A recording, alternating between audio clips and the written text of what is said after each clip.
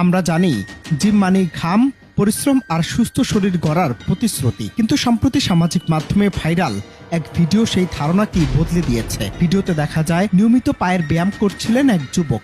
একটি সেট শেষ করে বিরতি নিতেই তিনি তুলে নিলেন একটি খাবারের প্যাকেট। ক্যামেরা জুম করতেই চমকে ওঠেন দর্শক। এটি কোনো সাধারণ প্রোটিন বার বা সাপ্লিমেন্ট নয়, বরং সরাসরি কুকুরের জন্য তৈরি খাবার। অবাক লাগলেও সত্যি, শরীর চর্চার মাঝে সে খাবার খেতে দেখা গেছে ওই তরুণকে।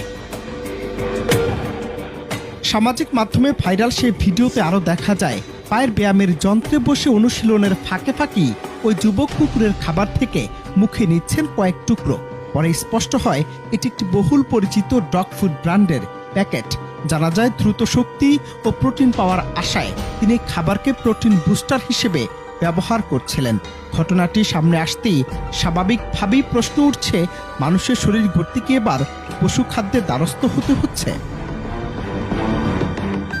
সামাজিক মাধ্যমে ভিডিওটি পোস্ট হয় অ্যাঞ্জেল এমটি নামের একটি অ্যাকাউন্ট থেকে। পোস্টে সরাসরি প্রশ্ন তোলা হয়েছে আধুনিক জিম সংস্কৃতি ও খাদ্যাভ্যাস নিয়ে। সেখানে বলা হয়, ইদানিং জিমে কি ঘটছে? যেসব খাবারের পরিপূরক ব্যবহার করা হচ্ছে সেগুলোকে সত্যিই শরীরের ক্ষমতা বাড়াচ্ছে নাকি কেবল অবাস্তব প্রত্যাশা তৈরি করছে? এই মন্তব্যের পরে শুরু হয় তীব্র বিতর্ক। অনেকেই লিখেছেন, মানুষের জন্য তৈরি প্রোটিন খাবার কি যথেষ্ট নয়? অতিরিক্ত পেশি গড়ার নেশায় এমন চরম পথে হাঁটার প্রয়োজনটা কোথায়?